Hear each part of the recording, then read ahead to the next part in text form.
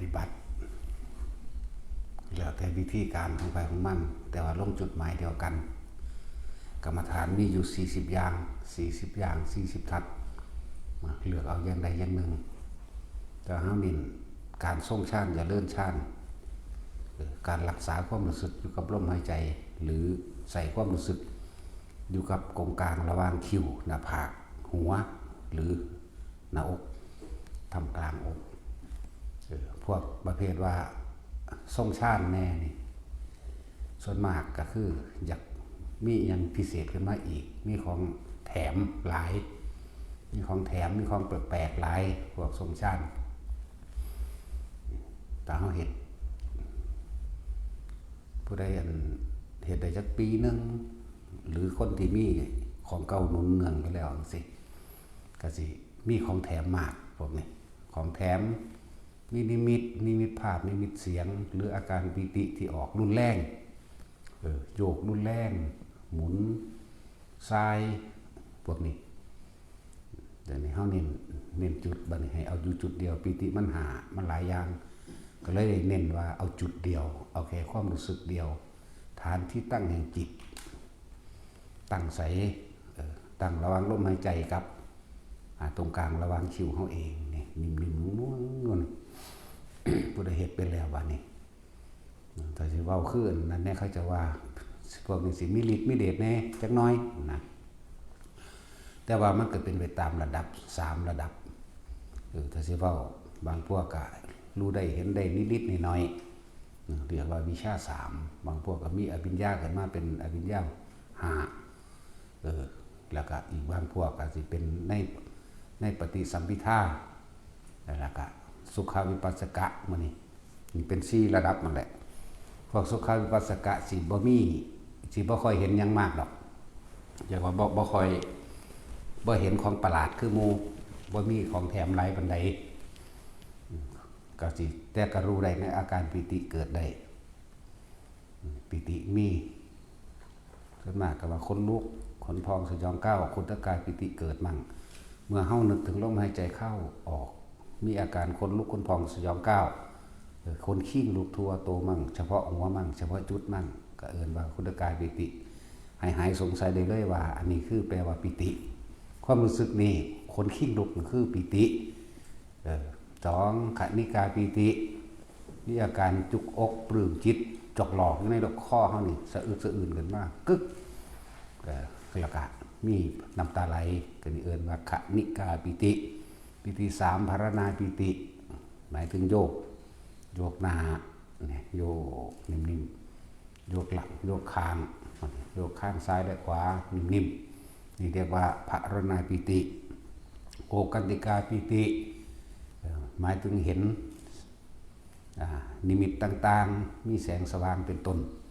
มีแสงกระพริบกระแพบหรือแสงคล้ายฟ้าแลบเสียงสีเขียวสีเหลืองสีแดงได้ทั้งเบิดร่วมทั้งการ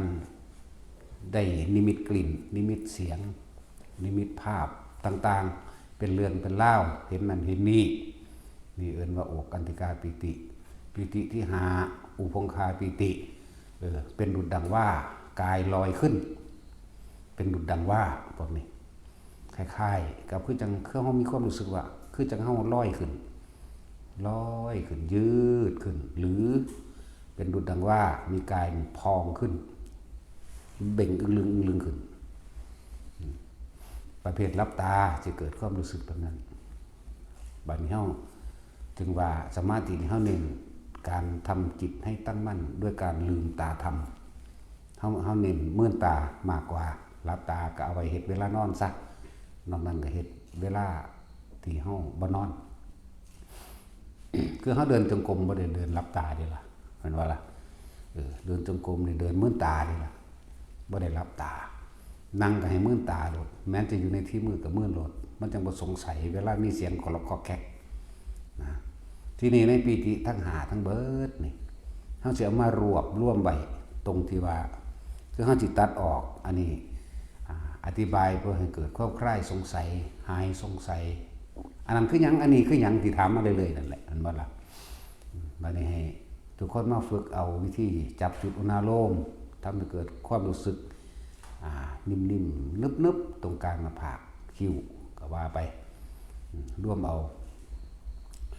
ปิติตัวนี้เอามาเกิดตรงนี้ก็คือ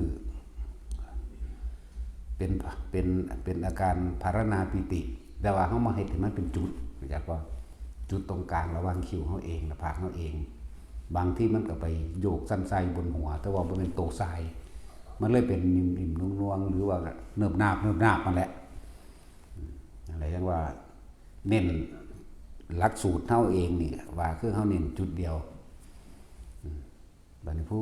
ผู้สิมีกำลังมากขึ้นมักสิมีของแถมหลายอันนี้ก็สิเรียกว่าให้ความเข้าใจกระจ่างแจ้งเกี่ยวกับการว่างการเห็นต่างๆว่างการได้ยินเสียงกลิ่นหรือเห็นแปลกประหลาดว่างออกเพราะว่าพวกทรงชาตินี่มักสิมีของแถมหลายทรงชาติอำนาจหันทรงชาติปิติมันเกิดกายเป็นพลังงานอะไรอันหนึ่งเป็นพลังที่ถ้าเฮารักษาอารมณ์จิตให้มันตั้งมั่นเป็นหนึ่งมาเรื่อยถ้าเฮาไปคิดบ่ดีกับผู้อื่นแต่ว่าแบบบ่แม่นตั้งเจตนาจักว่าถ้าตั้งเจตนาไปนี่มันเป็นปัญหามันเป็นความอยากมันเป็นความรังเกียจมันเป็นความอาฆาตเป็นบ่ล่ะไปสาบเขาโดยตรงเลยบ่ได้บ่เป็นแต่ถ้าเฮาเผลอปากเบาไปแบบบ่ได้ตั้งใจเบากำลังจิตตัวนี้ใส่ได้เด้ตายนะแม่อีห่าเสือกตายอีหลีเด้นั่นแหละจึงว่าพวกเฮาก็เอาทางที่ดีคือเฮาอย่าไปเผลอเบาหยังกับไผในทางที่บ่ดีในทางที่บ่ดีทางที่อยากให้เขาตายอยากให้เขาป่วยอยากให้เขาชิบหายนี่จะเฮ็ดแต่มันเกิดเป็นมาแล้วนี่เวรกรรมอันนั้นสิกลับคืนหาเฮาเด้แม่นสิบ่หนักก็เป็นจังว่า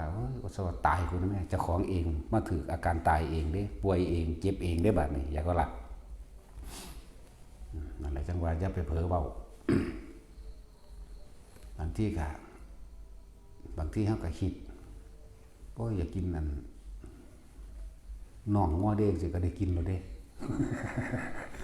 มันทั้งใดเด้กินน่องงัวเด้ก็ต้องอ้อมใส่ผักหลายหรอก เอาทางบ้านแบบขึ้นหนึ่งมาซื่อๆนี่ก็ได้นะทั้งสี่มันก็ได้กินโลดหรือว่าคิดอยากกินอันใดอันหนึ่งลาบบางเด้งสินะเนาะ มันเผลอว่าขึ้นมาจะกินขวหนูบางเด้งสินะ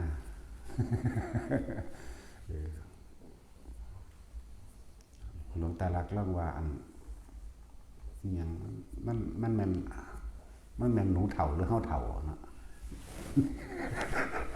เพิ่นยำดูว่าใด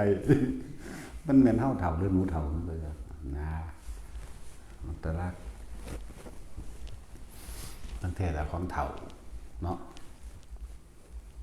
นั่นแหละถ้าว่าแบบลอยๆหรือว่าบริเจตนามันจะเป็นพวกนี้ฉะนั้นเฮาควรฝึกระวังตัวเองคำว่าทรงอารมณ์มันเป็นกุศลกระเถิกทรงฌานกระเถิกมันก็กุศลทั้งบัดนะมันละอกุศลออกเลยมันจึงสามารถทรงฌานได้เห็นบ่ล่ะทุกคนก็อ่านโดยทำความเข้าใจในอันโอวาทปาติโมกข์ของพระพุทธเจ้าที่เพิ่นบอกไว้เห็นบ่ล่ะสัพพะปาปัสสะเนี่ยละความคิดอันเป็นอกุศลความคิดที่บ่ดีความคิดที่อยากทำลายเบียดเบียนให้ผู้อื่นเสียชีวิตและทรัพย์สินทั้งคนและสัตว์แล้วก็มีความอดทนอดกันแน่เนี่ยมันก็ว่าขันติปรมังตะโปติติขานี่ก็มีความอดทนอดกันกับไอ้หยังต่างๆกับอารมณ์ต่างๆเพิ่นจึงให้พวกเฮานั่นมีเครื่องอยู่ก็คือการทรงฌานกาเมหิวิวิจจะอกุสเลหิธัมเมหินี่เป็นผู้ละความปรารถนาในกามความยินดีพอใจในกามกาเมหิวิวิจจะอกุสเลหิธัมเมหิสวิตกังสวิจารังวิเวกชัมปิติสุขังปรมังชานังอุปสัมปชัญญ์วิหารตินั่นเมื่อละอกุศลกามวิตกบ่เกิดแล้ว เฮาคิดแต่แนวดีๆที่มันเป็นประโยชน์ไว้เวลาเฮารู้เข้ามาลมหายใจปั๊บนะมันก็ขึ้นปั๊บเลยได้ล่ะทำความรู้ตัวหรือสตินึกถึงลมหายใจปั๊บตัวนี้ก็ขึ้นปั๊บให้เฮาเลยมันก็เร็วจักบ่นั่นแหละทั้งเราเมื่อผู้เป็นชาติที่หนึ่งคล่องแคล่วดีแล้วยืนหมายถึงนึกถึงความรู้สึกตรงนั้นเมื่อไหร่ได้เมื่อนั้นเดินก็ได้นั่งก็ได้นอนก็ได้หรือทำการงานต่างๆสามารถได้เลยชำนาญดีแล้วในปฐมฌานทุติยฌานมันขึ้นไปเองมีปีติสุขเอกคตาอย่างเดียวเขาก็เลยเอาอาการปีตินี่แหละเวลาผู้ใดย่างเดินจงกรมไปถ้ามันน่วงอยู่นี่ก็อยู่เลยเข้าใจว่าล่ะน่วงอยู่หน้าผากเขานี่หรือนุ่มหน้าบนหัวหรือทำกลางอกก็อยู่เลยไม่ต้องไปคิดอีหยังกับมันนั่นแหละนี่ก็เป็นนั่นแล้วชั้นที่3เพิ่นก็ว่าสุขเอกคตาก็หมายถึงความสงบนั่นแหละสุขก็ดีสุขได้จะเสมอด้วยความสงบไม่มีมันสงบมันคือบ่มีความคิดอย่างว่ามันมีความคิดมันเป็นอิ่มเอิบเป็นสงบเป็นได้ล่ะอยู่ในระหว่างทำกลางอกมันหัวหน้าผากได้เหมือนกันเบิด แต่ว่าพวกบัดนี้คนที่กำลังฌานกำลังจิตมันมีนั่นมีแล้วพวกนี้สิมักมีประสบการณ์ในการรู้การเห็นเด้คำว่าเห็นเนี่ยมีความหยาบมีความปานกลางมีความละเอียดต่างกันเด้อนั่นที่เว้าพวกธรรมดาที่บ่มีปรากฏการณ์บ่ฮู้ว่าเห็นหยังนำเขานี่เอาไว้ก่อนเพราะว่าพวกทรงชาติมันจะมีฤทธิ์วิเดชอยู่จะมีฤทธิ์มีความรู้ต่างๆแปลกๆเพิ่นเลยเอิ้นอภิญญาเฮาบ่จักเว้ามันเป็นแต่ลึกลับเป็นแต่ยากกว่าภาษาของพระสนีนึงเนาะภาษาของเล่นเฮาว่าเอิ้นของเล่นของแถมนึงเด้อันเฮาเว้าอยู่เดี๋ยวนี้บ่เป็นของพิเศษวิโสอีหยังนี่แหละเหมือนกันนะครับฝึกวิธีลัดหรือทางอ้อมให้แต่ละคนคือการทำกระดาษออกจากผ้าเฮ็ดปากกาเฮ็ดของที่ใหญ่ขึ้นแหละดอกตาค้อนเราเอาหมักแตงโมเพิ่นเฮ็ดมันออกได้เห็นว่าล่ะเอาตัวของเฮ็ดได้แล้วหมายถึงเอาตัวเองมันได้แล้วใส่ได้แล้วนั่นเหลือแต่ตัวเองบ่ทันออกซื่อเราเฮ็ดใหญ่ขึ้นคือขวดน้ำ2ลิตรจังซี่เขาก็เฮ็ดออกได้มันแตงโมขูรูอยู่บักใหญ่แล้วมันก็ออกได้แล้วบัดนี้เอาตัวเองเฮ็ดเล่นๆไปหั่นแหละของเล่นเฮ็ดตัวเองออกมันตัวเองออกจากผ้าได้ก็ลองไปเผลอพิ้งฝาผนังลองเบิ่งถ้ามันทะลุออกมาได้ก็นั่นแหละจังคอยฝึกไปเรื่อยนี่คือกำลังฌานพวกนี้เป็นวิธีฝึกหลักทางอ้อมอย่างหนึ่งถ้าคนมีปัญญามันสามารถจับจุดได้เด้คนที่รู้ทันจับจุดได้จับจุดระหว่างช่องว่างระหว่างกลางแห่งความว่างมันเป็นแบบใดแต่ว่ามันหน่อยมันสั่นแห้งพวกนี้มันสั่นอีหลีทั้งเฮ็ดเล่นไปเฮ็ดเล่นมานะมันนั่งจับได้ดอกเฮากับแตกแขนงเอาเองนะเว้ยเนาะต่อยอดเอาเองนะหมายถึงว่าเฮ็ดเล่นไปเฮ็ดเล่นมานั่นน่ะอีกอย่างนึงคนที่เล่นอยู่นำแนวมื้อนี้ที่ว่าออกมานี่ทำตัวเองโยกสั่นจังซี่มื้อนี้เอาอาการพรณนาปิตินี่ให้มันเป็นทำให้ร่างกายเกิดความสะเทือนขึ้นเฮาก็เอาปิติตัวความสะเทือนทางพรณนาปิติมาสั่นยกที่แขนแล้วมันสิส่งผลลงมาระหว่างทำกลางระหว่างอกระหว่างท้องเฮาก่อนดักผลเวลามันสั่นมันสิโยกมาท้องมาหน้าอกซะก่อนแล้วมันสิค่อยแพร่ขยายออกไปในกายปรับธาตุหรือรักษาโรคนั่นเองพอคนเข้าใจง่ายๆแต่ว่าปรับธาตุก็บ่จักธาตุหยังอีกแหละเนาะบ่เป็นธาตุพนมเด้เป็นธาตุอยู่น้ำไห้น้ำหน้าเด้บ่เป็นธาตุอยู่น้ำวัดธาตุ4ขันธ์5เฮานี่แหละปรับให้มันสมดุลกันมองใดมันป่วยแต่พิการมันบ่ปกติมันสิปรับของมันเองหรอกพวกนี้นี่คือมาใส่ประโยชน์อย่างนึงแล้วก็คนพวกนี้สิมีหลายแบบอยู่ดอกในการรู้การเห็นสิ่งต่างๆเนี่ยจังว่าเฮาเฮ็ดไปซ่าๆแล้วก็มั่นใจ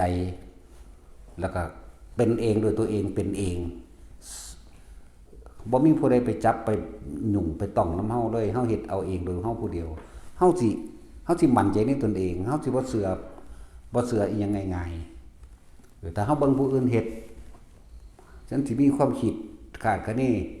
แล้วก็ลงความเห็นเจ้าของเองนั่นว่าแม่นแล้วเฮ็ดเอาไผก็เฮ็ดได้ดอกภาษาซังนี้เด้ไผก็เฮ็ดได้ดอกแบบนี้นั่นแต่ถ้าตัวเองเป็นนั่นน่ะถ้าสิว่าเขาตัวบ่เขาเฮ็ดเอาบ่ก็บ่แม่นเจ้าของเป็นผู้เป็นแท้ถ้าแม่นตัวก็เจ้าของตัวเจ้าของมันบ่ล่ะถ้าว่าเล่นกลดับก็เจ้าของนั่นเล่นกลเองเพราะว่าเจ้าของเฮ็ดเองมันบ่ล่ะจังซั่นแล้วคืออันตอนแรกบ่ทันได้เป็นเบิ่งเขาเฮ็ดคิดไปตัวทีหมดแหละ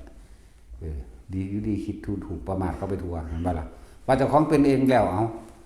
เจ้าเฮ็ดเอาตีแม่นบ่ซั่นศูนย์เขาได้บาดแล้วก็หาเหตุผลมาแย้งอยากให้เขาเข้าใจเจ้าของนี่จะเป็นสี่อยากให้เขาเจ้าบ่แม่นแบบนั้นอธิบายได้บัดนี้เหมือนกับเขาอธิบายฟังว่าลองเบิ่งเฮ็ดเบิ่งนะแต่ว่าตัวกับมึงเองเด้กูบ่ได้ตัวมึงกูบ่ได้จับได้ต้องได้บายมึงแม่นบ่ล่ะเหมือนกับการเฮ็ดแขนสั้นนี่ตั้งแต่กี้คนที่เข้าใจแค่ปุกพระรุ่นเก่าๆสิพ่อฮู้จักอยู่คนใหม่ซุมื้อนี่บ่ฮู้จักดอกแม่นบ่ล่ะพวก50นี่4-50มาหา60เข้าใจดีหรือ45ขึ้นไปสิพอเข้าใจอยู่อาจจะเคยเห็นเคยฮู้อยู่เขาปุกพระจังซี่นะจะหลักการเดียวกันแต่ว่าคนละเจตนาเข้าใจว่าล่ะใช้หลักการเดียวกันส่วนตัวคาถานำนั่นน่ะมันเป็นแค่เครื่องหลอกซื่อๆที่จริงจิตมันตั้งมั่นดีแล้วมันเป็นเกิดกำลังอาการปิติหรือมันเกิดขึ้นแล้วมันก็ไปตามที่เจ้าของคิดไว้แล้วเขาคิดเขาเฮ็ดเอาเลขเขาเฮ็ดไปจีบสาวเขาเฮ็ดไปเบิ่งนั่นเบิ่งนี่ซื่อๆเนาะแต่ของเฮาบ่เฮ็ดแบบนั้น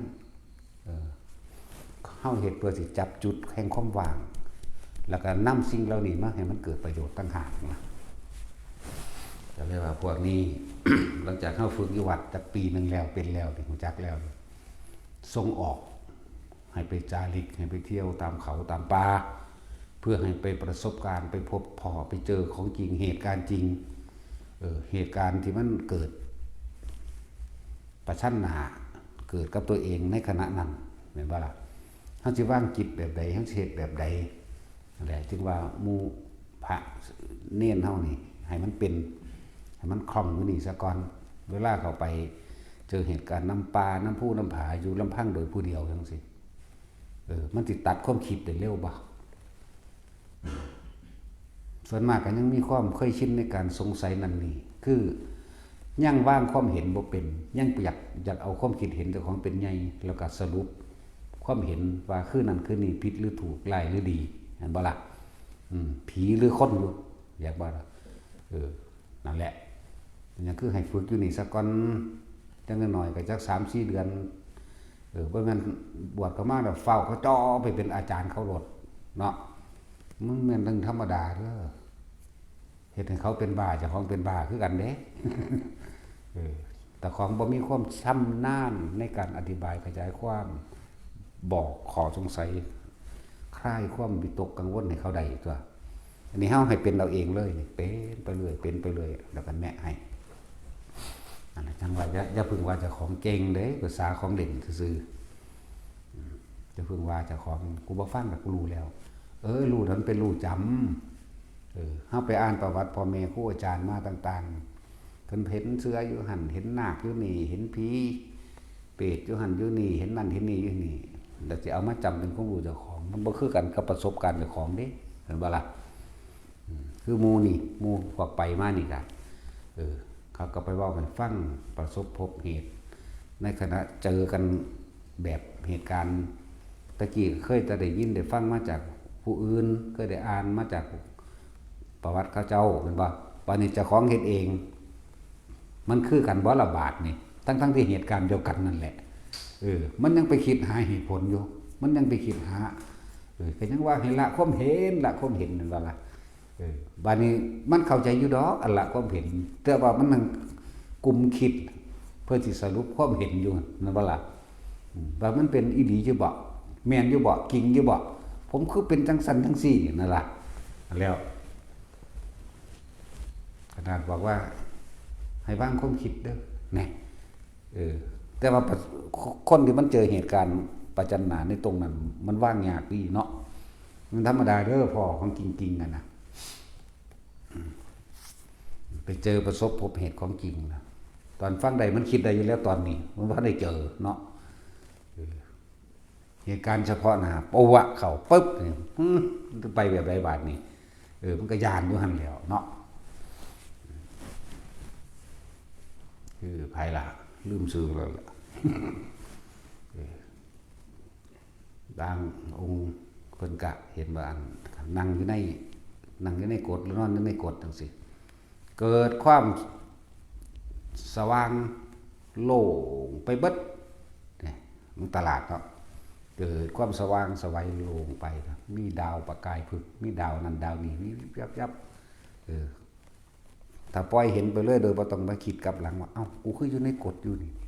นี่ความคิดแทรกหายทันทีความคิดแทรกแล้วบ่แทรกแค่นั้นนี่ยังไปเอาไฟฉายมาแย่งเบิ่งอีกอยู่บ่มั่นใจเห็นบ่เนี่ยที่จริงมันสิไปกว่านั้นอีกเอาไฟฉายมาแย่งเบิ่งเมื่อตึ๊บนั่นเห็นบ่มันออกจากกำลังฌานออกจากกำลังสมาธิแล้ว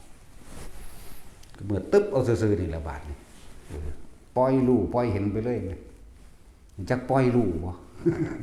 ปล่อยรู้ปล่อยเห็นบ่ให้ไปเอาบ่ให้เอามาพิสูจน์แบบนั้นนั่นมันเป็นเรื่องภายในแล้วนะปล่อยแต่เฮาปล่อยไปเลยนี่มีกว่านั้นอีกนะสว่างยิ่งกว่านั้นคือไปอีกสว่างไหลเงาแบบบ่มีเรียนแบบดวงอาทิตย์บ่มีเป็นก้อนกลมบ่มีแสงบ่มีอีหยังพร้อมสว่างกว่านั้นถ้าเฮาปล่อยไปอีกมันทะลุยิ่งกว่านั้นแล้วอีกสว่างตอนนี้หายสงสัยโลดบัดนี้แต่มันข้ามความสงสัยกิ่งบ่กิ่งนี่เห็นบ่นี่กิ่งหรือบ่กิ่งผิดหรือถูกกิ่งหรือบ่กิ่งนี่เพราะว่ามันคิดคนคิดนี่จะสรุปความเห็นเด้เห็นบ่ที่เว้าอยู่เรื่อยๆทิฏฐุปาทานหมายถึงเอาความเห็นของตัวเองมาตั้งไว้เป็นใหญ่เสียก่อนศีลพัตตุปาทานจากการได้ยินได้ฟังได้รู้ได้เห็นนี่เห็นบ่ได้รู้ได้เห็นนี่แล้วก็กามุปาทานสรุปความเห็นให้มันเป็นไปตามที่อารมณ์เจ้าของเข้าใจนั่นแหละอัตตวาทุปาทานนี่ตัวตนมันก็เกิดความรู้สึกมันเกิดแล้วก็ตัวตนเกิดทันตัว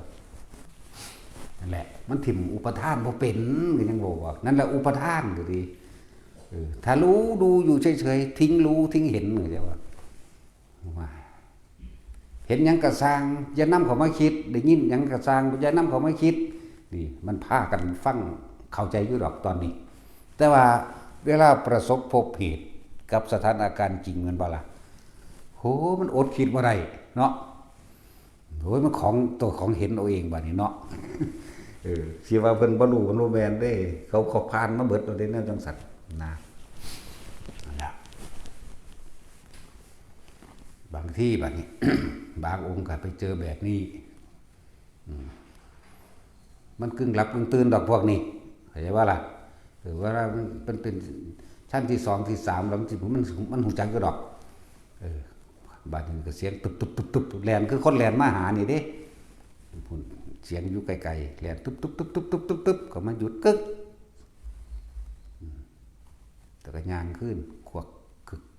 กขึ้นไปก็เดี๋ยวก็แล่นตุบๆๆๆๆมาใหม่อีกถ้าออกถ้าคิดดิย่านเลยบัดนี้กล้าก็มีกลัวก็มีเด้บัดนี้ผิดก็มีถูกก็มีผีหรือคนทันทีเลยละบาดนี้เห็นว่าล่ะยังว่าให้ละความคิดละความเห็นยาสรุปเอาอีหยังละเอาอีหยังลมหายใจที่บอกเน้นอยู่เรื่อยๆเกิดยังขึ้นกระสร้างอันดับต้นแรกพวกเจ้าต้องตัดเขาลมหายใจทันทีหยุดคิดด้วยการเข้าสู่ลมหายใจอย่างเดียวจะไปหาเหตุผลกับมันจะไปสรุปความเห็นว่าคือหยังลายหรือดีผีหรือคนผิดหรือถูกบุญหรือบาปบ่ให้มีพิษบ่มีถูกบ่ให้มีผีบ่ให้มีคนเห็นบ่เพิ่นยังว่าผีอยู่นั่นเห็นบ่ยังเป็นสัตว์ยังเป็นบุคคลอยู่นั่นเห็นเป็นสัตว์เป็นบุคคลเป็นสิ่งของการละความคิดเห็นก็ต้องเข้าสู่ลมหายใจนี่แหละเว้าฟังอยู่เรื่อยๆอยู่ สิ่งที่แปลกประหลาดอยู่อย่างหนึ่งที่พวกเขาขาดแม้กระทั่งหมามันก็ว่าหมากัดแต่ว่าบ่ได้กัด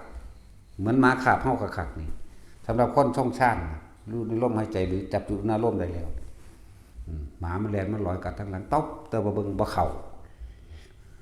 หรือมาคิดอีกอย่างหนึ่งคือยังมันเอาปากไปตุไว้ซื่อๆคือไปดมมันนะดมปุ๊บซื่อๆหยุดเลยแต่ในความรู้สึกว่าหมากัดแต่ว่าบ่มีแบบแผลนี่ให้มั่นใจนี่ไหมมันใจตัวนี้ไหมที่บอกว่าคนทรงชาตินั่นน่ะกำลังแห่งชาติกำลังแห่งสมาบัติมันสิปกปักรักษาเฮาเองดอกนี่จริงก็ยังว่ามันเป็นไอ้กินไตมันบ่เป็นรูปทรงให้เบิ่งแต่ว่าคนที่ประสบเหตุเองแล้วมันก็หยุดได้มันกับบ่อันตรายขนาดรถชนกันแท้ๆมันก็ยังบ่เป็นหยังเห็นบ่ล่ะผู้อื่นเห็นแม่งตายแล้วเนาะแน่ลูกของจองออกมาก็ยังมีบ่เป็นหยังหลายคนแล้วเด้ล่ะอยู่นี่ก็ดีที่รถชนกันมุนเลยเท่านึงแล้วอยู่ฮอดพิษณุโลกว่าแล้วนี่ขี่รถมาอ่านให้เฮาฟังดูเฮาก็ให้ความมั่นใจนั่นแหละเป็นกำลังชาติเกิดกลายเป็นบุญญาลิศก็ว่าเป็นหยังก็ว่าไปนั่นแหละมันหาซื้อมาประกอบเพิ่นซื้อได้นั่นบ่ล่ะ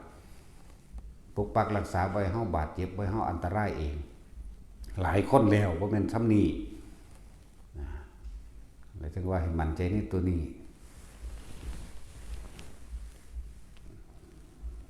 หมาฝรั่งบักใหญ่อันหมาฝรั่งบักใหญ่นี่หลุดออกมาจากบ้านเขามุ่งตรงใส่เฮาเลยนี่ปึ๊บนี่บ่ต้องคิดหยังเข้าสู่ลมหายใจปั๊บตอนแรกอาจจะคิดปุ่นคิดปีอยู่เขาลมหายใจปั๊บทรงชาติจับจุดเนื้อลมได้ปั๊บย่างไปโลดมันบ่กัดดอกก็ดูตัวนี้มันรักษาของเฮาไว้แล้วอย่างว่ามันอยู่มันว่านมันบ่เข้ามาดอกมันบ่เข้ามาหาเฮาดอกมันก็หยุดนิ่งเฉยแจงหางใส่ดิกๆเฉยพุ่นแล้วนั่นแหละนี่เลิ่นว่าอยากมีฤทธิ์มีเดชในจักหน่อยของแถมบ่อยากให้เว้าเรื่องฤทธิ์เดชปานใดดอกแต่ก็ต้องเว้าแหละบ่อยากให้ไปว่าเป็นผู้มีฤทธิ์มีเดชหยังอยากว่าของแถมมีของแถมเฮ็ดเป็นของเล่นไปนะคือก็เว้าให้ฟังหลายอย่างนั่นแหละแต่ละอันแต่ละอย่างเข้ามาแล้ว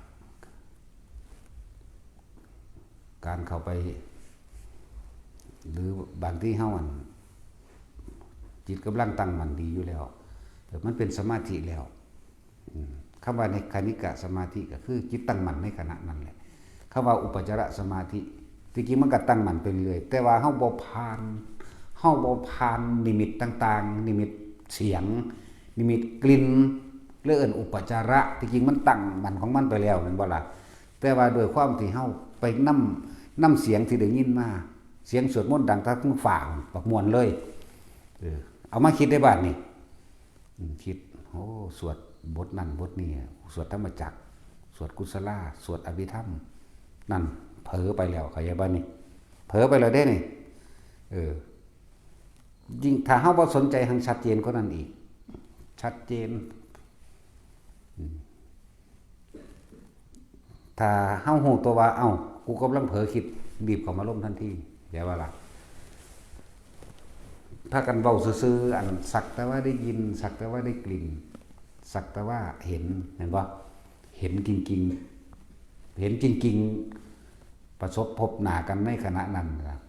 โอ้มันบ่ธรรมดาเด้เนาะมันอดคิดบ่ได้ติคนเฮามันเคยคิดในการคิดเนาะคิดสรุปหาเหตุผลโดยทั้งโลกมันสิคิดหาเหตุผลได้หรือเสียเด้เหมือนว่าผิดหรือถูกได้หรือเสียกำไรมากกำไรน้อยหรือหาวิธีแก้ไว้เด้เนาะแต่โดยทั้งธรรมเฮาบ่มีผิดบ่มีถูกหมายถึงว่าบ่ให้คิดนั่นเองบ่ให้แก้บ่ให้ใดๆทั้งสิ้นแต่ว่าให้อยู่กับสิ่งใดสิ่งหนึ่งอันเป็นลมหายใจนี่แหละให้หาวิธีดูไปเรื่องวิหารธรรมก็ว่านี่ก็เป็นศัพท์มันซื่อวิหารธรรมอยากให้เว้าเน้นย้ำลงไปอยู่กับลมหายใจเย็นเข้าเย็นออกอยู่ในโพรงจมูกสุดแก่ปลายคิ้วหรือดังหักเข้านิดนึงแค่นี้นี่อยากให้อยู่กับสิ่งนี้หรือความรู้สึกโตในนิ่มนวลบนหัวมั่งเนิบนาบบนหัวมั่ง เออหรือบางคนก็เป็นคือหมุนคือลมหัวกุดน้อยๆเย็นนิ่มลึกๆอิ่มๆเอิบๆนั่นแหละบางคนก็นิ่มลึกเข้าไปในกระดานหน้าผากนี่บางคนก็เป็นแค่จุดนิ่มๆอ่อนๆเบาๆถึงแม้ว่ามีอาการหนาตึงหนาชามีหมดแม่งไตก็สั่งมันบ่แม่นหมดแม่งนั่นแหละถ้าเฮาออกคิดหาเหตุผลของมันนั่นเลยเอิ้นว่าอุปจารสมาธิอุปะคือสิ่งที่อุบัติขึ้นทำให้จิตไม่ให้ตั้งมั่นถ้าคนที่มีปัญญาแทรกซ้อนตีสิ่งใดเกิดสิ่งนั้นก็ดับเองอย่างวันนี้อันนี้จังอนัตตานี่ไหมสิ่งใดเกิดสิ่งนั้นดับไหมบ่เที่ยงบ่จีรังจังยืนนี่ไหมมันบ่เกิดแซ่ยุ่งสั่นเด้ล่ะเดี๋ยวนี้ก็บ่เห็นว่ามันเกิดแซ่มันว่าล่ะมันบ่แซ่อยู่จังสั่นดอกถิ่มลงอันนี้จังอนัตตาเบิดโลดมันจังบ่สงสัยตอนนี้ฟังอยู่มันเข้าใจอยู่ดอกเนาะมันบ่ทันได้พอเหตุการณ์ประจันหน้ากันจริงๆเนี่ยนะประสบพบปวะเขาเลยนี่โอ้ยธรรมดาบ่จะใส่ก็มีเบิดก็ยังเอาเว้าให้ฟังว่าเดินจงกรมอยู่นี่ทางก็เป็นคลื่นเด้ทางจงกรมเฮาเองเป็นคลื่นบางทีก็คือสูงขึ้นบางทีก็คือเป็นต่ำลงบางทีก็คือเป็นคลื่นน้ำเนี่ยคลื่นใหญ่ๆได้บ่แม่นคลื่นน้อยๆนะนั่นแหละถ้าผู้ใดเห็นมันก็สิบ่อธิบายยากปานนี้หรอกแต่เฮาก็อยู่กับลมหายใจกับอุณหภูมิเฮาเองนี่ล่ะกลับไปกลับมากลับไป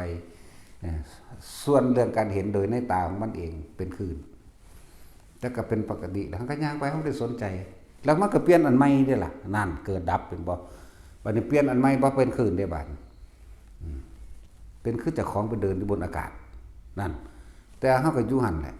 ตาหนึ่งมันก็เห็นอยู่ดอกกันตาเห็นนี่อันโตตานี่แต่ความรู้สึกอันหนึ่งมันเป็นความรู้สึกไปเดินอยู่บนอากาศอยากว่าก็อยู่เข้าไปก็มาแล้วก็เปลี่ยนอันใหม่อีกบาดนี้มันก็เปลี่ยนอันใหม่เป็นเหมือนปกติ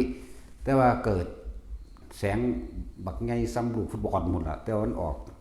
สว่างขนาดนี้อันนั้นนะเป็นแบบประกายเปลือกมั้ยอันท่านจังซี่บ่ท่านได้เป็นประกายเปลือกได้เฮาเห็นแสงอันแต่ว่าบุ้ยแกงคักหูจักแกงไร้เงาบ่เด้อนี่แกงแบบบ่มีเงาแหมสว่างแบบไม่มีเงาแหมโอ้ยธรรมดาบ่มันก็ผ่านจาดไปสว่างแบบจักสิว่าได้แล้วมันถอดความรู้สึกบ่ได้ตัวนั้นสว่างแบบแพ้ผมบ่มีเงาเลยเห็นไปเบิดนะ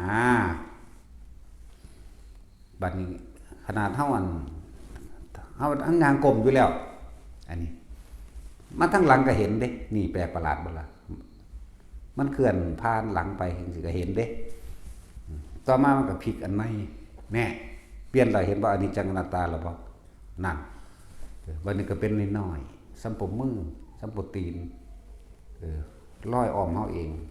บ่แม่นอ้อมวนๆจังซี่เด้อ้อมไปตามข้างตั้งจงกรมอย่าไปใส่ความเห็นว่าเทวดาอย่าไปใส่ความเห็นว่านั่นนี่มาโมทนาเด้อย่าคิดเด้ว่าซั่นมันพวกเจ้าสิ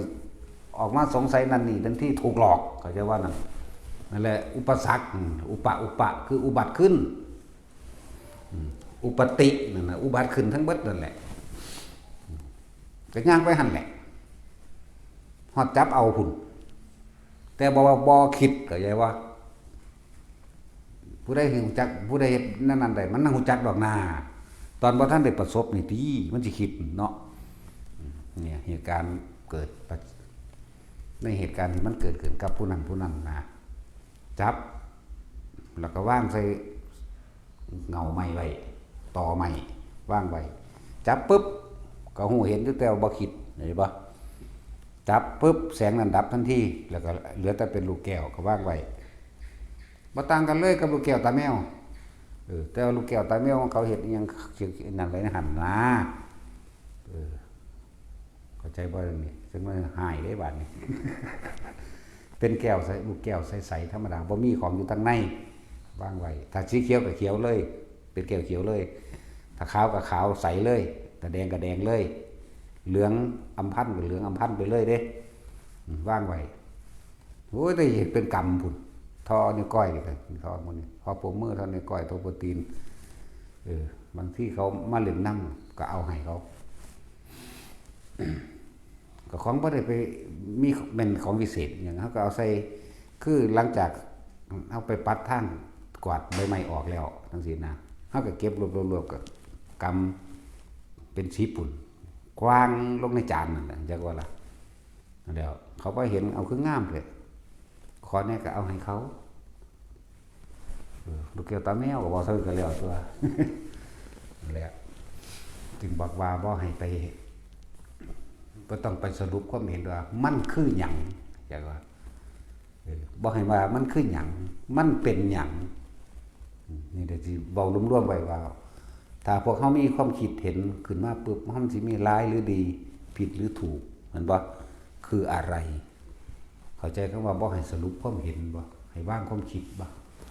นี่แหละเกิดยังขึ้นกระสร้างพวกเจ้าต้องมั่นคงเรื่อยเฉพาะลมหายใจหรืออุณหภูมิเจ้าของมันบ่แม่นแค่นี้อัน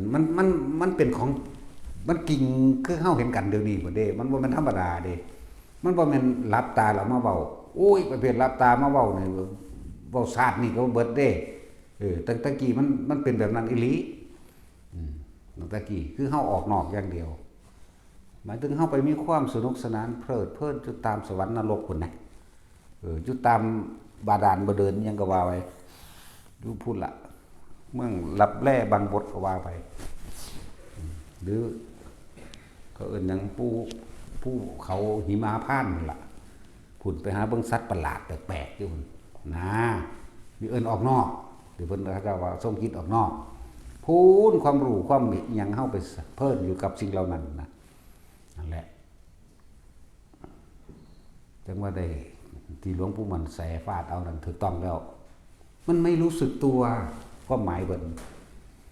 เป็นนอนเป็นหมูเป็นหมาอย่างอยู่นี่นะว่าเฮาขี้ข้านหมูขึ้นเคียงนอนเป็นหมาเป็นหมูเป็นหยังไปฟาดเอาบ่รู้สึกตัวนะคำนี้ว่าเอาที่หลังได้คำว่าบ่รู้สึกตัวแก้โดยตนเองจังเข้าใจคำว่านี่บ่คำว่ารู้สึกตัวนะนี่บ่คำว่ารู้อะไรก็ไม่สู้รู้สึกตัวโอ้มันอันนี้บ่ความเจ็บปวดจากกกหูกกหูเด้ใบหูข้างบนเด้ฟาดเป็นแสยาวลงมาหาแอวยังจื้อได้คือเก่าอยู่นี่แดงจึ้งคืนขึ้นอีหลีนี่เด้ถ้าว่าบ่จริงกับมันคือเป็นข้องฟกขึ้นอยู่ซ้ำนิ้วมือข้องบักยาวเลยถ้าว่าจริงก็คือบ่เห็นคนตีก็มันเป็นสะลึมสะลืออยู่จังว่าล่ะสิว่าฝันก็บ่แม่นบ่ฝันก็บ่แม่นไปยะเข้าอีหลีนี่นะแล้วจนว่าไปเอากระจกน้อยๆนั่นมาแย่งเบิ่ง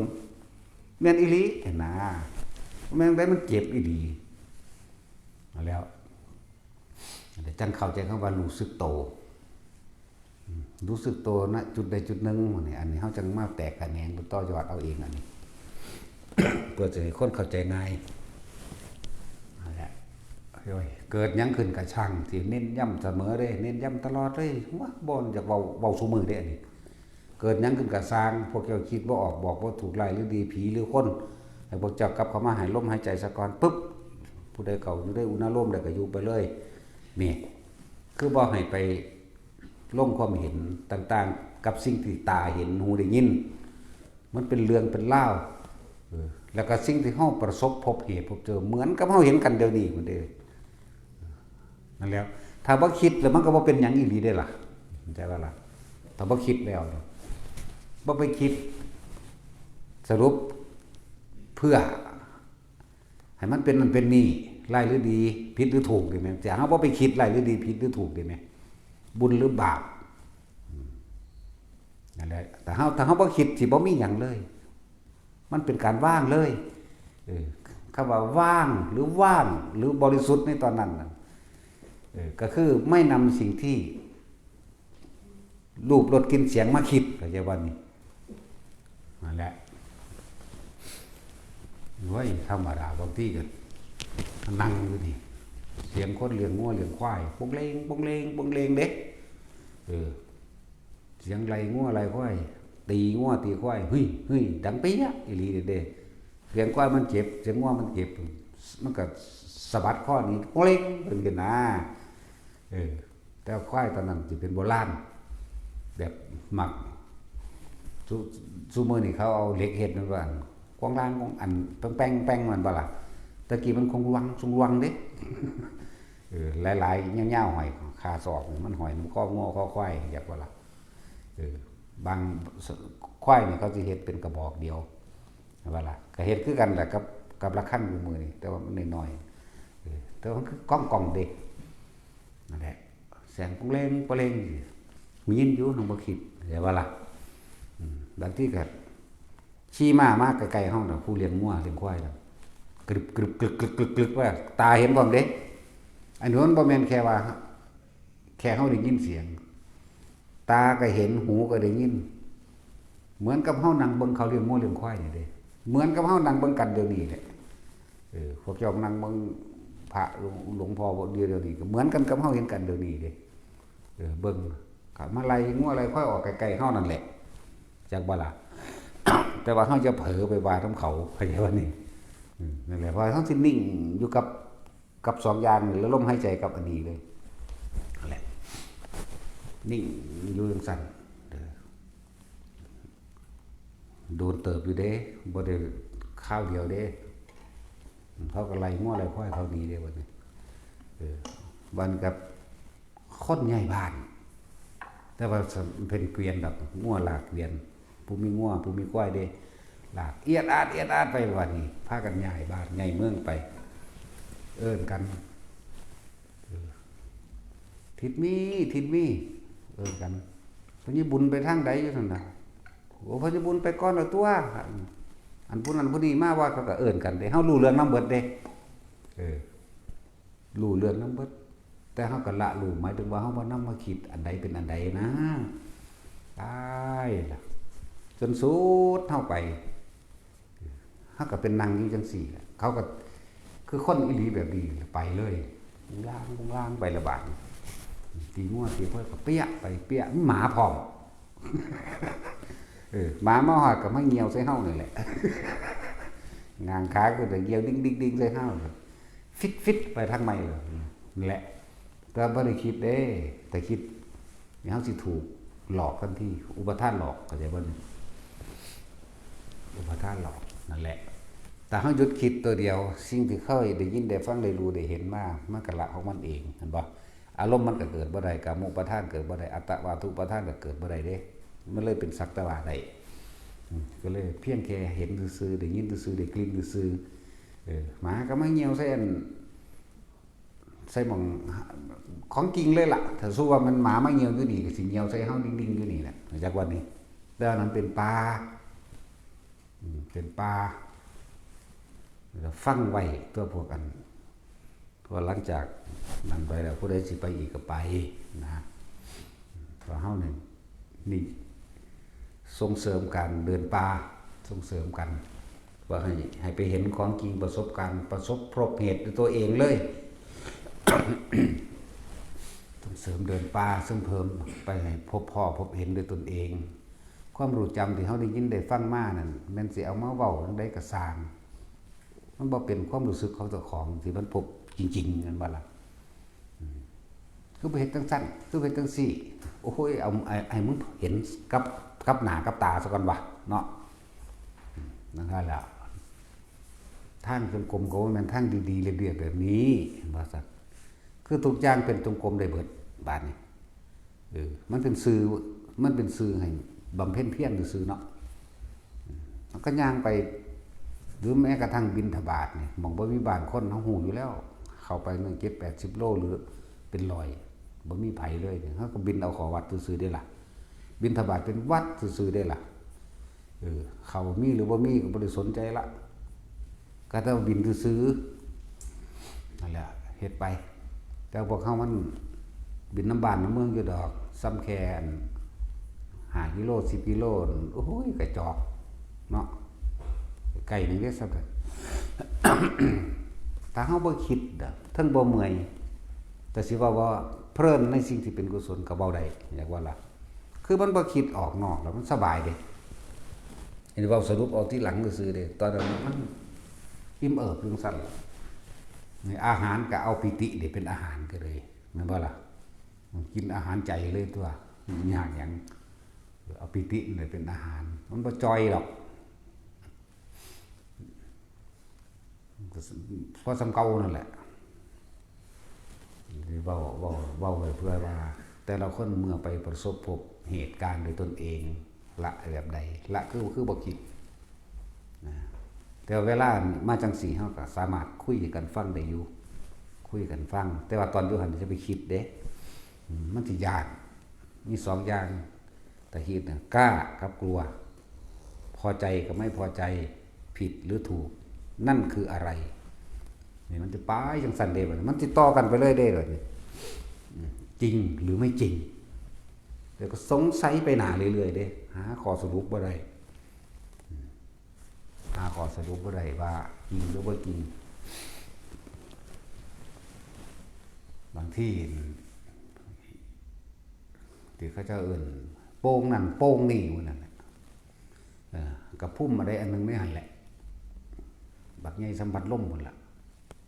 สัมผัสลมหมดนี่แต่ว่ามันบ่ได้แกล้งแบบบ่ได้แกล้งคือดวงอาทิตย์บ่ได้แกล้งแบบเหมือนกับดวงจันทร์เหมือนแสงกับเป็นแสงลักษณะคือแสงอีเกิงล่ะแสงดวงจันทร์ก็ลอยมาวืบเข้ามาใกล้ๆเฮาใหญ่เด้แต่ว่าบ่เป็นแสงออกแบบนี้เรียกว่าแสงดวงจันทร์น่ะนะมันก็ลอยเข้ามาใกล้ๆเฮานั่นแหละแต่อยู่ห่างว่าแขนเดียวนี่แหละครับว่าพอมันว่าจังซี่สิ่งที่เข้าใกล้เฮาได้ก็คือในรอบของเฮาเองสุดบังหันล่ะวืดเข้ามาแล้วก็ค่อยลอยออกไปอีกลอยขึ้นไปสูงแน่ก้มลงมาใหม่วืดเข้ามาอีกวืดขึ้นไปก็นั่งเบิ่งอยู่หั่นแล้วเดี๋ยวก็เศร้าด้วยล่ะแล้วมันไปแล้วแสงมันก็เพราะว่าถึงความสว่างทึบสว่างสลัวแบบดวงจันทร์นั่นแหละก็หายไปเองอย่างสิก็มีว่ามันเกิดขึ้นในมือเดียวกันที่อันบอกมาหลายๆนี่ทีละอันทีละอย่างเป็นบางมือนะนั่นแหละแต่ว่าจะลืมว่านี่เว้าเรื่องลืมตาทำบ่ได้เว้าเรื่องรับตาเว้าเรื่องรับตาโอ้โหหลายโพดนะประมาณบ่ได้อยากสิเอาไหนขึ้นก่อนเยอะนี่เว้าเรื่องมื่นตาเบิ่งเลยมื่นตาหูก็ยินดีๆมีสติสัพพัญญะรู้เบิดทุกอย่างรู้สึกโตได้เบิดทุกอย่างสติก็บ่ได้เลอะเลื่อนสัพพัญญะคือความรู้สึกโตก็มีอยู่แล้วอย่างบัดนั่นแหละรู้สึกโตเบิดเสียงผีก้องก้อยมันแล้วพวกเขาแต่ผีก้องก้อยมันก็เป็นภพภูมิอันนึงจัดอยู่ในเปรตชนิดหนึ่งแต่ที่เว้าตามศัพท์ภาษาอันตามสัตว์จริงๆนะแต่ว่าภาษาพื้นบ้านก็มันอ้อยมันบ่ได้ว่าก้องก้อยเด้มันอ้อยเด้มันบ่ได้ว่าจังสันมันบ่ได้ว่าก้องก้อยคือก้องก้อยเด้หาลางคนเว้าเพราะว่าก้องก้อยกักก้องก้อยกักก็ซั่นกูเห็น 3-4 ชนิดพุ่นดูมึงเว้าโลดเพิ่นเว้าตัวเฮาก้องก้อยกักก้องก้อยกักก็ซั่นโอ้ยบ่แม่นแต่เฮาก็บ่เถียงมันฟังไปหั่นแหละนั่นแหละมาขนาดยามมืดๆเด้มันยังสามารถเลี้ยวเห็นได้เด้มันแปลกอยู่เด้กึกลักมาพูดน้อยๆนึงมันคือมาแห้งกันแท้สูงเพียงแอวเฮานี่นึงเด้80เซนหรือเมตรนึงนี่นะก้อนหินบักใหญ่สำรวจแบคโคยกพุ่นได้ยังสิได้บาดมันนั่นงัดกึกดึงขึ้นนี่ไงแล้วมันก็เข้าไปจับเอาปูจังซี่แหมเก็บเอาหอยจังซี่แหมมันก็ว่างกลุกลงคือเก่านี่แหมแต่ก้อนหินโอ้ยพวกเฮาก็สิยกบ่ขึ้นดอกมันเอามือส่วนเขามันเฮ็ดไปจังซี่นึงแหมอ๋อมันคือแห้งแต่ภาษาผู้น้อยนึงปึกลึกลงพุ่นนะในระยะ100 เมตรนี่แล้วเห็นชัดเจนเด้บ่แม่นธรรมดาเด้เห็นนี่บ่แม่นบ่มีหลอดไฟบ่มีแสงไฟแต่ว่าเห็นในโตมันว่ามันเฮ็ดหยังนั่นแหมนั่นแหละ เห็นว่ามันเห็ดอหย่างเห็นเบิดมันกินอีปูมันนี่ก็เห็นเบิดหมายเขาก็หิวกันบางทีก็คิดอยากกินมันคือกันนั่นแล้วยำควาบอยู่ กูก็หิวอยู่แล้วกูจะกินแมงพีกุ้งก้อยอยู่แล้วเพราะได้ว่าจะกินนี่ปูเด้ บ้ากูเอาแล้วใดดอกกูว่ากินมันหิวอย่างว่า อันนี้ว่าเล่นตอนนั้นมันบ่คิดเด้มันอยู่ในนี่แหละนิ่งคือเป็นอารมณ์เป็นหนึ่งอย่างเดียวจิตเป็นหนึ่งตั้งมั่นในความเป็นอุเบกขาอย่างเดียวคือบ่คิดนั่นแหละอุเบกขาไก่เข้าบัดนี้มาฮอดเฮาก็เหลียวเบิ่งเพราะว่าบัดนึงผมแดงกินฟิ้งอยู่ลิงหน้าคนแม่ชัดเจนเด้นี่ลิงหน้าคนนั่นแหละบ่งามดอก บ่งามดอกเสือกยังงอกมาหาเฮาตีหามึงนี่ ยังงอกมาหาเฮาเอาหัวดูนก็ว่านี่เหมือนหน้ากดจักหน่อยก็มาเบิ่งแป๊บออกไปยังไปอีกจักหน่อยก็ยังก็มาดูนก็ว่าอีกแล้วแป๊บออกไปมันก็เบิ่งอยู่หั่นแล้วเบิ่งอยู่ซื่อๆนี่เด้ชัดเจนอันนี้ชัดเจนนั่นแหละนี่คือชนิดสูงเพียงแอวชนิดเพียงหัวเข่านี่ก็ลิงยืนนั่นแหละคือเขาได้เห็นลิงทั่วไปนี่นะที่มันยืนซ้ำลิงยืนขึ้นนะหัวแดงแก้ว้อยอยู่เด้ยิงฟิ้งอยู่ดอกสั่นแหละตัวนั้นก็แห้งคือกันเด้โอ้นั่นแล้วถ้าเขาคิดเขาสิยานบอกภาษาเข้าใจง่ายซื่อๆเด้มันเป็นสัตว์ลึกลับอันหนึ่งแน่อันแหละเรียกว่าเป็นเปรตชนิดหนึ่งนะเป็นเปรตชนิดหนึ่งถึงกลางเว้นมากก็หายหรอกพวกนี้ถึงกลางคืนมากก็ออกบางจำพวกกลางวันเป็นเปรตกลางคืนเป็นเทวดาก็มีเด้บางพวกกับกลางคืนเทวดากลางวันเป็นอย่างอื่นก็มีหลายแบบอยู่ดอกนี่แล้วถ้าเบาเรื่องลึกลับมันเยอะแยะเด้ลึกลับแต่ว่าบ่ลึกลับเพราะเขาถือว่ามันเป็นคือการ์ตูนซะก็แล้วไปคือเฮาเบิ่งหนังการ์ตูนนี่แหละคือเฮาเบิ่งหนังเรื่องนั้นเรื่องนี้เรื่องการ์ตูนไปเฮาบ่ได้ถือเป็นเรื่องวิเศษวิโสอีหยังเด้บ่แม่นเป็นหูทิพตาทึบอีหยังดอกก็เพราะเท่านั้นแหละของบ่แล้วบ่สิแล้วคาบเข้าดอกเนาะซ้ำนั่นแหละบ่ได้เฮ้ยต้องฝึกอย่างนั้นอย่างนี้ฝึกอีหยังดอกอยู่กับลมหายใจอยู่กับอุณหภูมิเจ้าของโดดมันเป็นของมันดอกบ่เป็นกระช่างตัวนี่พวกรู้ได้เพราะสำนึงก็มีพวกรู้กว้างไกลก็นั่นขึ้นก็มีจึงเว้าให้ได้3ระดับคือวิชา3จังซี่นะแต่สิว่าหลักสูตรมันก็ระลึกชาติอดีตได้อนาคตได้นี่แล้วก็มีอาสวะสิ้นไปแล้วซะนึงนะอันนี้นึงถ้าพวกแสดงฤทธิ์เรียงเดชได้ก็เป็นอภิญญาไปอภิญญา5ไปบ่ทันได้เว้าเรื่องอภิญญา6ดอก อันโต6มันอาสวะขยะญาณเข้าใจว่าล่ะ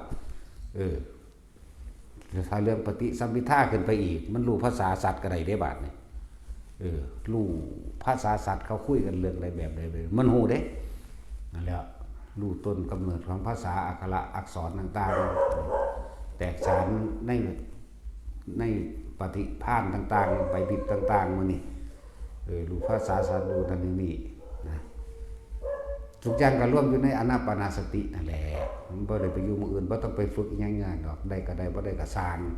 เฮาบ่ได้เพื่อให้มันได้อันนี้เป็นอันนี้ตั้งแต่ที่เฮาฝึกนี่เพื่อความอยากได้ฤทธิ์ได้เดชได้หูทิพตาทิพนั่นแหละเฮาฝึกแบบนั้นจริงๆโดยความอยากแบบนั้นจริงๆเอาไปว่ามันเป็นแล้วแต่ว่ามันบ่กลับไปเบิ่งตัวเองติมันบ่รู้สึกโตจักพอนั่นแหละยังว่าเพิ่นจังมาตีเอาแหละจังมาต่อโดยอีพ่อใหญ่บัวมึงคือมักคักแท้กูไล่มึงไปฝึกเข้าใจว่าล่ะไล่ไปฝึกตัวบัดถ้าบ่ได้บ่ให้มาฮอดเหยียบฮอดอุดรพุ่นเด้บ่ได้ว่าแตะบ้านตาดเด้มาเฮ็ดไปแล้วอีหยังสร้างสรรค์พะนะมันตะศูนย์คืออย่างนี้เด้แล้วผู้นึงไปเฮ็ดแบบรอดลมรอดตายมากแต่ว่าบาดม่านที่มันขึ้นหมดเลยบ่ให้ขึ้นรถไปบ่ให้ขึ้นรถมาแล้วก็บ่ให้ย่างมาธรรมดาบ่ มันก็มีอันเดียวตอนร้อยมาตัวเหมือนว่าสันไล่ไปยุหันมานี่บ่ให้ขึ้นรถมาก็จะว่านี่สิมาจังไสสันดำดินมาบ่กันแล้วมันเป็นลักษณะคือเพิ่นให้กำลังใจเราบักเพิ่นเห็นดีกับกูเพราะว่าได้มันมีกำลังใจได้ธรรมดาบอกไปเฮ็ดจนได้หมดละมาแล้วล่ะเอ้ยเบิดบัดบันตาดบ่สู้กูจะคนว่าธรรมดาบ่มันมาได้บัดว่าฮอดนั่งเกี่ยวมาฮอดบ่มาซาเฮาเอียกว่าซั่นประสานสั่นบ่นะโอ้ยมันจะศูนย์บ่สั่นแหละเพิ่นจังบอกถ้ามึงออกจากลมหายใจมึงออกจากหูดังมึงทุกข์มึงเกิดมึงดูนั่นนะแน่ก็ว่าแน่หลายเด้วิธีฝึกลมหายใจนี่ให้แค่อยู่ในโพรงจมูกบ่ให้ตามลมเข้ามันเป็นกังวลหลายนี่เพิ่นแน่บ่ได้แน่หลายเด้จะตามลมเข้าแล้วก็จะตามลมออกเอามันเป็นจังไดบ่ตามลมเข้าลมออกให้อยู่ให้รู้สึกในลมอยู่ในหูดังว่านะเท่านี้นึงเด้ไปหนีตัวบัดเลยนี่ชั่วมือหรอวะก็จะว่าเรื่องไรนี่ชั่วมือทีนี้ไปใส่เนาะด่าก็ด่าเจ้าของไหมแต่ว่าโคตรพ่อโคตรแม่มึงแต่เจ้าต้นเป็นโคตรเลยเด้บัดทีเถียงด่าเจ้าของตีเลยครับมันก็กระเบิดหน้าด่าตัวเนาะก็เจ้าต้นเป็นโคตรหมดแล้วมันจะสั่งก็ยังเลยบัดทีเถียงบัดทีว่าเถียงก็ว่าเถียงบัดทีว่าคุณปัวเข้ามาในหัวเพิ่นบดคำสิเว้าเด้เพิ่นเหลือใจคักอยู่ดอกบัดทีเถียงโคตรพ่อโคตรแม่มึงจังซั่นจังซี่ว่าเจ้าต้นเป็นโคตรหัวเลยเราบ่มีหยังแบบเบิดคำสิเว้าจักสิด่ามันไปจังได๋ถ้าด่ามันก็ว่ากูเป็นโคตรแล้วก็สิไปจังซั่นตัวนั่นแหละแต่ได้ต่างๆก็เรียกว่าเฮาเกิดน้ำอีพญบัวบ่ได้เกิดน้ำไผล่ะนะว่าประสบการณ์ต่างๆให้ฟังแล้วพวกเฮาไปพบไปเจอเอาเองไปเห็นเอาเองเราสิคิดแบบใดสิวางจิตแบบใดสิสรุปความคิดสิหาความเห็นให้มันลงโตแบบใดนั่นแหละทั้งโลกนี่ความเคยชินในการคิดสรุปหาเหตุผลรายดีมีเสียขาดทุนหรือกำไรเห็นบ่ล่ะทางธรรมนี่บ่ให้มีหยังเลยละความคิดออกอย่างเดียวอย่าไปสรุปความเห็นหลายคนมีแต่สิเอาความเห็นแล้วมาสรุปว่าอันนี้ผิดอันนี้ถูกอันนี้จริงอันนี้บ่จริงเด้ยิ่งประเภทที่ว่าไปเห็นพี่น้องเจ้าของตกนรกโอ้ยกลุ้มใจไปเลยได้บัดนี้มันหลอกเบิดนั่นน่ะอุปทานแต่ยังมีตัวตนอยู่ได้นั่นน่ะถ้าล่ะคำว่าตัวกูของกูกับพี่น้องกูกับตัวกูบ่ละบาดนี่เห็นบ่ล่ะไปเห็นผู้นั้นผู้นี้ที่เฮาเคารพนับถือตกนรกกังวลเลยบัดนี้บ่เป็นอันว่าภาวนาหาวิธีไปทำบุญให้เขาได้บัดนี้ถูกหลอกนี่จักว่านั่นนั่นแหละถ้าเฮาเข้าใจคำว่าสัตว์โลกเป็นไปตามกรรมมันบ่ได้แก่กรรมให้ผู้ใดได้ดอกเฮาก็เพียรภาวนาของตนเถิดนะไปเห็นผู้นั้นเห็นผู้นี้ถูกหลอกเบิดอุปทานขันธ์5นี่นึงเด้ให้ว่างเข้าใจว่านี่กายนี่ก็บอกง่ายๆเลยว่ามันเป็นของบ่ยากดอกคือเฮายอมรับในความตายเฮาบ่สงสัยเฮามันเลยตายไปแล้วหรือฝากตายไปแล้วหรือบ่สนใจแล้วเรื่องตายนี่ตายยามใดตายแบบใดก็คือตายนะแล้วถ้าขันธ์4นี่จักบ่นี่เวทนาสัญญาสังขารวิญญาณว่างมันเป็นนะนั่นแหละว่างมันเป็นตัวสัญญานี่สัญญาหยังเอาญาติกูนี่ว่าสัญญาละเอียดเด้ญาติกูพี่น้องกูปู่กูย่ากูนั่นนี่กูนี่กูนี่ว่านี่ตัวตนมันเลยมีเหมือนเดิมมันเลยเกิดอัตตาลึกเข้ามาทั้งในมันเลยเป็นหอดอัตตาตัวตนเจ้าของเองพร้อมแล้วเห็นบ่ล่ะแต่เฮาเข้าใจว่างอุปทานเป็นคือบ่นำเข้ามาคิดคือบ่มีของกูแล้วก็บ่มีของสูอยากว่าดิบ่มีสูแล้วก็บ่มีกูบ่มีกูก็บ่มีสูหั่นตัวจะไปสรุปความเห็นนั่นนี่จะไปเอาผิดอย่าไปเอาถือ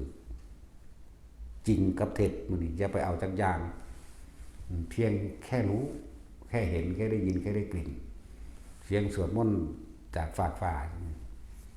ม้วนก็ยังได้ถาวามันม้วนอีหลีแต่ว่าเฮาบ่ค่อยตามนั่นแหละหลายบทอยู่ดอกเขาเจ้าก็บ่ให้ฟังหลายองค์อยู่มันจื้อบ่ได้มันก็จื้อบ่ได้นำว่ามันเป็นแบบนี้ว่าสิเอิ้นผีกองก้อยตึบมาบ่เข้าใจง่ายซื่อๆดอกคำว่าผีกองก้อยเพิ่นนอนอยู่เขาเรียกว่าตึบมาใกล้ๆคือจังหยุดเบิ่งเฮานี่เขาเรียกว่าตึบขึ้นได้บัดนี้แต่ตอนนั้นบ่คิดก็บ่มีปัญหาหยังแต่ว่าหลังจากนั้นเอามาเว้าให้กันฟังเนี่ยเว้าได้แต่ว่าล่ะนั่นแหละวิธีละคือการบ่คิดว่าหยังคือหยังเป็นหยังบ่ให้ฟังซื่อๆว่าคืออันนี้ซื่อๆบ่ได้ว่าอีหยังบ่ได้ไปสรุปความเห็นนั่นนะแต่ว่าเข้าใจกันง่ายซื่อว่าผีก้องก้อยซื่อสูงเพียงเข่าหรือซัมลิงล่ะซัมลิงยืนนี่แหละตัวซัมนั้นก็มีน้อยกว่านั้นก็มีอีกคืบเดียวนี่ก็มีแต่ว่าคืบเดียวก็มีการเว้นล่ะอันนี้คือเข้ามาหาของอยู่ของกินธรรมดาสิเป็นนิมิตหรือบ่นิมิตหรือสิจริงหรือเท็จเนี่ยประการใดก็ตามเฮาก็เห็นอยู่มีถุงเที่ยวพร้อมเด้ถุงใส่นั่นใส่นี่นะเอาคือหยังสารนี่แหละเป็นสุดเสื้อผ้านะเป็นคนโบราณนะเป็นคนทำตะกี้นะนี่น้อยค่าคือคนดีๆนี่แหละก็มันทางรูปร่างหน้าตาชิลายแบบว่าเป็นดังเปย์ๆเลยหรอกดังเปย์ๆเมฆๆตีนกับเพิ่มๆดอกแต่คนน้อยๆนึงเด้เขาก็คือบ่ย่านเฮาแต่มันสิจริงหรือบ่จริงก็บ่ได้สนใจตรงจริงหรือบ่จริงแต่ว่าเฮาฮู้ว่าแนวนั้นเฮาเห็นแนวนั้นแต่ว่าเว้ากันนี่บ่รู้ภาษานะเว้ากันมันเก็บของมาเนี่ยมาฮอดกับอีก2คนนึงมาฮอดกับสะกิดกันคืนจังซี่นะแล้วก็พากันแล่นกลับเวลาแล่นไปก็หยอกกันไปนำเด้ไปนำเด้เสียงเขาเว้ากันนั่นแหละเป็นจังซี่มั้ยเป็นแบบนี้แหละป้าเลยบัดนี้มันก็เบิ่งอยู่ซื่อๆแล้วก็ออกจากเห็นมาแนวใดก็ว่าแนวนั้นเด้เนาะบ่เป็นตาย่านกลางเว้นเด้นี่อันนี้เป็นกลางเว้นบ่เป็นกลางคืนจังบักใหญ่เพียงแอวแน่แล้วก็ขาแขนแน่ส่วนความสูงมันเพียงเข่าแน่เพียงแอวแน่แต่โตใหญ่ขึ้นกว่าใหม่เบิ่งอันนี้ไปเห็นอยู่โคราชนี่แหละจังสิจุดใดของโคราชแล้วของมันอยู่ในตะน้ำปลาแม่จังสิอำเภอใดตำบลใดบ่รู้เพราะบ่ค่อยสนใจคนถ้ามีเสียงคนมาปุ๊บนี่เฮาหนีโลดเก็บของอีลุงตุงนั่งหอบหนีโลดแสดงว่ามันยังอยู่ไกลคนอยู่กับเขาไปโลดแล้วอันบักใหญ่อันนั้นรุ่นหมีใหญ่เพียงหัวเฮาใหญ่ขึ้นกกใหม่ขวาบขึ้นไปบัดนี้ มันหังเห็นมันแปลกประหลาดอยู่ว่ามันหังเห็นขึ้นกกใหม่บักใหญ่พุ่นเด้กระดึบเครื่องเอาอกผู้ใดเคยขึ้นกกเผาเนี่ยขึ้นแบบนั้นแหละแบบคอยกระดึบขึ้นไปนั่นแหละเขาเดี๋ยวยินเสียงนกเกี้ยจักทิ่มศพนกเงือกลงมาโปะคนนึงสิศพนกมั้ยเข้าใจบ่บ่แม่นเป็นศพเป็นโตเด้สิศพนกห้วยมันจักสิศพนกบ่ได้นี่พวกคนบ้านนอกศพนกนั่นน่ะเขาเอิ้นหยังบ่บาดนี่หามื้อนึงลิ้นฝีปากนกดังนั้นมันหลูดกินเบิดไหมมันกระถิ่มก็อันนี้ลงมาไหมสงสัยมันสิจับเอาปากมันจะง่อยปากมันนี่เนาะกัดเลยนะแล้วตัวนี้มันสิถิ่มลงมาปุกลงหาเฮานี่เด้นั่นแหละบาดจำลงมาก็ครูดลงมาอันกาบไม้อันแห้งๆควาบขาบลงมาโปกเบกลงมาเด้นั่นแหละจุดสำคัญนี่คือให้เฮาบ่คิดเด้อันที่เว้าเรื่องมากไปประสบเหตุการณ์ เฉพาะหน้าแบบนั้นตรงหน้าแบบนั้นเว้าให้หมู่พระหมู่นี่หมู่สิไปต่อไปอยู่นี่จุดสำคัญคือต้องอยู่กับลมหายใจต้องอยู่กับอุณโลมต้องอยู่ในความรู้สึกโตแห่งกายเท่านั้นเด้สัพพัญญะนี่หรือรู้สึกตัวเด้นิ่มนวลอยู่กลางหน้าผากกลางหัวหรือหน้าอกก็สร้างนี่สัพพัญญะแปลว่าจังซี่ความรู้สึกนี่คือสัพพัญญะอาศัยลมหายใจถ้าคิดบ่ออกบอกบ่ถูกไล่หรือดีผีหรือคนกลับเข้ามาเลยลมหายใจทันทีจุดหมายคือเอาบ่คิดทั้งที่เห็นอยู่นี่แต่งูมีแสงก็มีไหมแปลกประหลาดขึ้นยังนี่เด้นี่กลางคืนแต่ว่าบ่ประมาณว่ากว่ารู้สึกว่าแล้วปะมันอ้อมเข้าไว้นี่คุมลุมอยู่ซ้ำหัวเข่าซ้ำขาโตยหัวจักขาโตยก็ได้พวกนั้นเขาหัวจักขาโตยว่าพุทธศิลป์เท่ากับขาโตยขาอ่อนสูนั่นแหละขาโตยเรียกว่าอะไรนั่นแล้วเรียกว่าขาโต้ยมันเหลื่อมงามๆเลยออกเกล็ดสีฟ้ากับสีน้ำเงินแบบฟ้าแบบน้ำเงินนะมันยุบยับมันอ่อมเฮาอยู่หั่นแหละแต่ว่าอยู่ในว่านนี่ออกไปออกมาแล้วก็เบิ่งอยู่หัวกับหัวงูเหลือมดีๆนี่แหละหัวแบบงูเหลือมเลยล่ะแต่ว่าก็สั่นแต่ว่ากุดดุดเดือนะแต่เป็นการเว้นกูหิวนะมึงกูต้มกินนั่นแหละมันกลางคืนซื่อๆดอกมันออกแบบสีวานไปเว้ยน้ำเงินเข้มแต่ว่าเป็นระยิบระยับไหมน้ำเงินเข้มระยิบระยับงามเวลามันหนักดีโดนอยู่เด้อันนี้เป็นชั่วโมงเด้แต่นั่งเบิ่งอยู่หั่นนั่งเบิ่งนี่บ่ได้คิดเด้อพี่เดินมันก็ไปหลายแบบหลายอย่างที่อยากให้พวกนี้ก็ได้ยินได้ฟังไปแล้วเพิ่นแก้โดยวิธีการบ่คิดนึงเด้บ่ได้ไปแก้อีหยังเด้บัดนี้แก้โดยการบ่คิดก็อย่างว่านี่บ่คิดเข้ามาบ่มาสรุปว่าเป็นผีหรือเป็นคนบ่สรุปเข้ามาเป็นสัตว์เป็นสิ่งของบ่มีสัตว์บ่มีบุคคลบ่มีสิ่งของบ่มีเราบ่มีเขาก็อย่างว่านี่ถ้าเฮาอยู่ระหว่างลมหายใจเฮาเองหรืออยู่ระหว่างอุณหภูมิเฮาเองบ่มีหยังเกิดขึ้นได้จุดหมายคือให้เอาตัวนี้ลุกขึ้นมาจากน้ำบักใหญ่บักนุ้ย 7-8 เมตรพุ่นก็ทั้งเป็นระยะตัวตอนที่เขาไปใกล้อยู่ไกลหนองน้ำหรือห้วยจังซี่มันสิมีเสียงอีหยังแปลกๆอยู่หั่นแหละทั้งที่ก็ตูมลงน้ำฟงขึ้นจากลงมาเด้ก็นั่งเบิ่งหั่นแหละเป็นจังว่าปลาบ่อนซื่อๆบัดนี้ของจริงปลาบ่อนจริงก็เป็นดังบักแห้งได้คนมันเงียบกว่าดอกเนาะปลาบ่อนปูหาขึ้นบักแห้งกว่าเด้โว้ยว่านจะเป็นปลาฉลามพุ่นแล้วตั้งแต่ปลาน้อยๆนั่นแหละปลามันบ่อนธรรมดานี่แหละรู้จักปลาบ่อนบ่เนาะพวกนั้นพวกนั้นรู้จักปลาบ่อนไหมปูขึ้นแต่เสียงอันมันสวบยังจักนี่ก็ดังเด้ว่าธรรมดาเด้หูนี่ก็เลยอันแค่มันจักบางที่เสียงเวลาปลาดุกมันจวบกินตะไคร่น้ำหรือกินกุ้งจังซี่เด้นั่นแล้วย่างไปเบิ่งกับปลาดุกอีหลีจังว่าจังหูหลายอย่างในสิ่งเหล่านี้คนย่างไปเบิ่งโดยบ่คิดก็มีเด้อยากว่าเดินจงกรมก็เฮาก็ยังบ่คิดได้แม่นบ่แต่เฮาย่างไปเบิ่งโดยบ่มีความอยากมันก็ยังเป็นไปได้เห็นบ่นั่นแหละจุดหมายอันสูงสุดคือบ่ให้คนคิดสรุปความเห็นบ่ให้มีความเห็นว่าร้ายหรือดีผิดหรือคนผิดหรือถูกจริงหรือเท็จ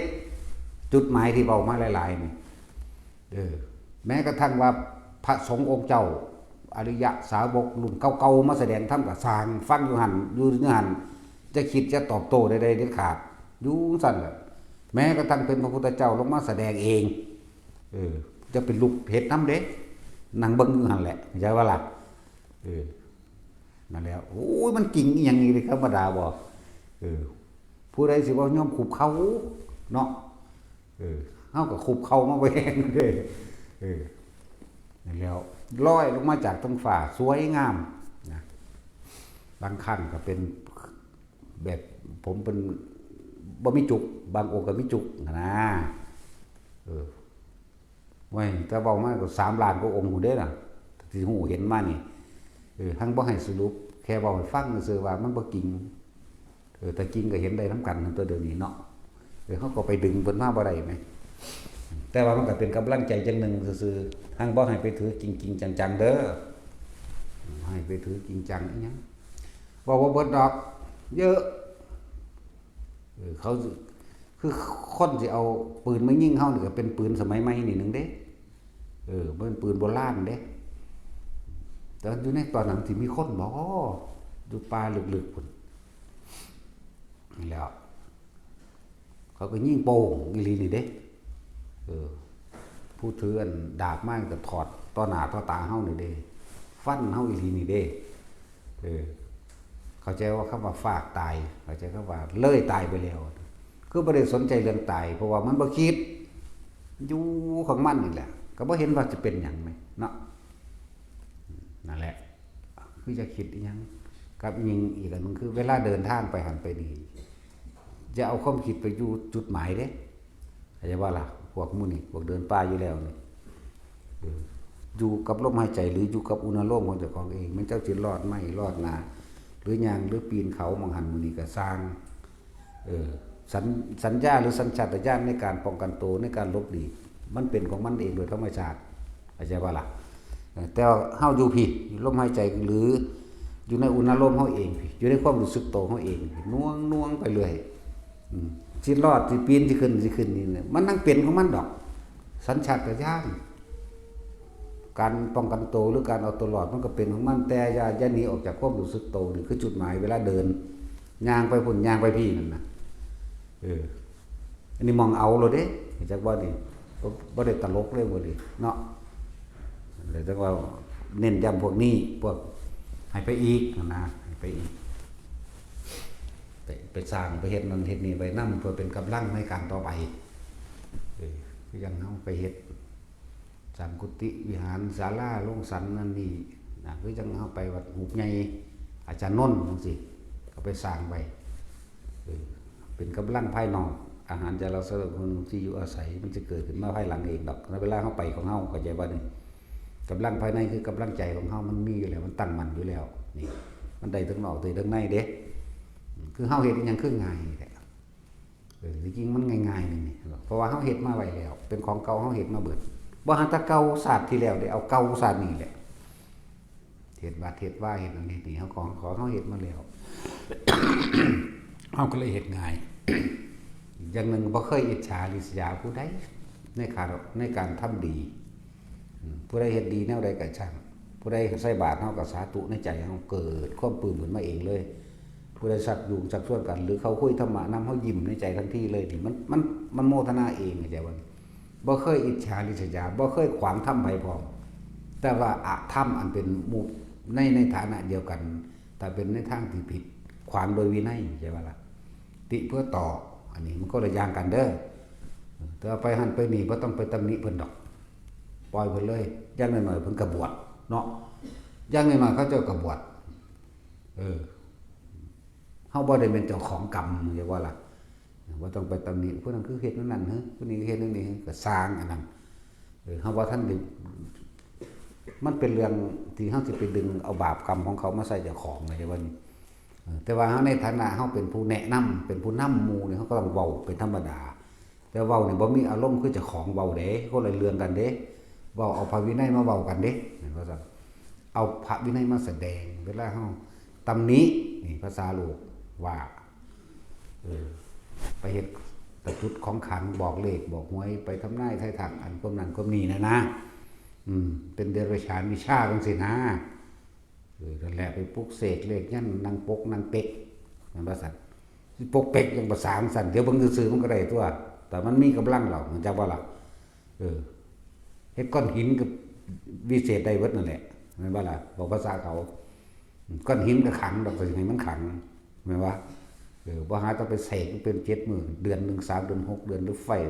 ใต้สะดือโบสถ์สิงหยังดอกนั่นบ่ล่ะคือหลวงปู่แหวนเพิ่นเฮ็ดจังสิเพิ่นเฮ็ดเพื่อสงเคราะห์ทหารอากาศจังซี่เพิ่นอยู่วัดเพิ่นพุ่นเด้ล่ะเพิ่นนึกไปซื่อๆมันก็ได้แล้วไปไม่แต่คนมันมีตาดีมันก็เห็นตัวแสงสว่างพุ่งออกมาแบบนั้นแบบนี้ก็ว่าไปนั่นแหละแล้วบ่น้ำข้นมีฤทธิ์มีเดชแต่เฮาบ่ได้ไปสนใจบางหันดอกนะจะไปสนใจฤทธิ์เดชอันนั้นอันนี้นะบ่มีหูทิพย์บ่ต้องไปตาทิพย์หูทิพย์บ่ต้องไปรู้อีหยังดอกรู้สึกโตนี่ดีที่สุด